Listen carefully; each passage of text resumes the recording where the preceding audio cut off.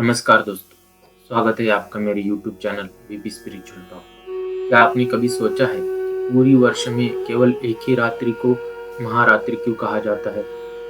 ऐसा क्या विशेष है इस रात में कि करोड़ों लोग जागते हैं, उपवास रखते हैं और ओम नमः शिवाय का जाप करते हैं? यही रात है महाशिवरात्रि की रात। महाशिवरात्रि केवल एक पर्व नहीं है, यह अहंकार से प्रकाश की ओर जाने की यात्रा है।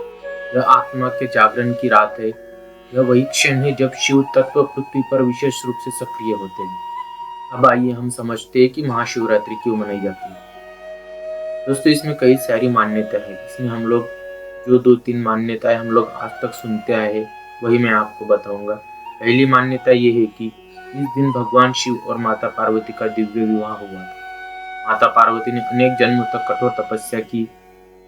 उन्होंने हिमालय की गुफाओं में कठिन साधना की और अंततः शिव को पति के रूप में प्राप्त किया। इसलिए महाशिवरात्रि केवल एक पूजा नहीं, बल्कि समर्पण, धैर्य और सच्चे प्रेम का प्रतीक है। दूसरी कथा यह भी है कि एक बार ब्रह्मा और विष्णु के बीच बहुत विवाद हो रहे थे कि दोनों में से श्रेष्ठ कौन है।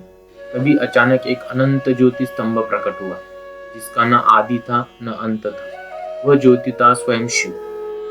ब्रह्मा ऊपर की ओर गए और विष्णु नीचे की ओर गए, लेकिन किसी को उस ज्योति का अंत नहीं मिला।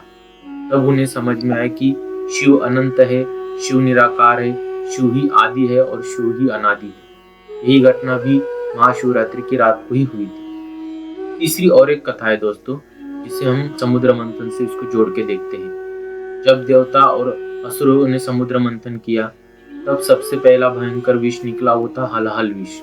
इतना प्रचंड था कि पूरे ब्रह्मांड को नष्ट कर सकता था।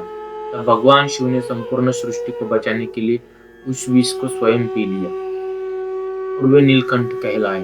इसलिए महाशिवरात्रि त्याग, करुणा और बलिदान का भी प्रतीक है। लेकिन केवल कथा ही कारण नहीं है जो हम लोग महाशिवरात्रि मनाते हैं। महाशिवरात्रि का एक गहरा आध्यात्मिक अर्थ ये भी है कि फाल्गुन मास की कृष्ण पक्ष की चतुर्दशी की रात चंद्रमा सबसे कमजोर स्थिति में होता है।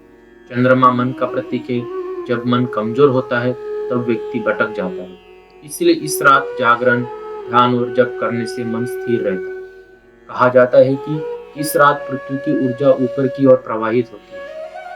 इसलिए साधक पूरी रात सीधा बैठकर ध्यान करते हैं, ताकि ऊर्जा ऊपर उठे और चेतना का स्तर बढ़े।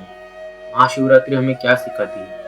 महाशिवरात्रि हमें सिखाती है कि अहंकार छोड़ो, क्रोध और विष को भीतर मत रखो, और परिस्थितियां जैसी भी हो, हमें हमेशा शिव की तरह शांत और स्थिर केंद्रित होना चाहिए। शिव केवल देवता नहीं है, शिव एक चेतना है, शिव एक शांति है, शिव एक मौन है। शिव वो शक्ति है जो विनाश भी करती है और सृजन भी करती है। जब हम ओम नमः शिवाय का जाप करते हैं, तो हम अपने भीतर एक अज्ञान को मिटाने की प्रार्थना करते हैं। महाशिवरात्रि हमें सिखाती है कि अंधकार कितना भी गहरा क्यों ना हो, एक दीपक पर्याप्त है उजाला लाने के लिए। वही दीपक है शिव का तत्व। तो दोस्तों, इस महाशिवरात्रि के दिन केवल मंदिर में जल चढ़ाने तक सीमित ना रहे। अपने भीतर के क्रोध, अहंकार और नकारात्मक भाव को भी शिव के चरण में अर्पित करें। और अंत में बस इतना याद रखें कि महाशिवरात्रि बाहर की पूजा से ज्यादा भीतर के जागरण की रात है।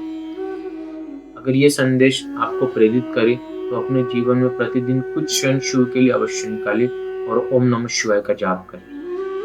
धन्यवाद।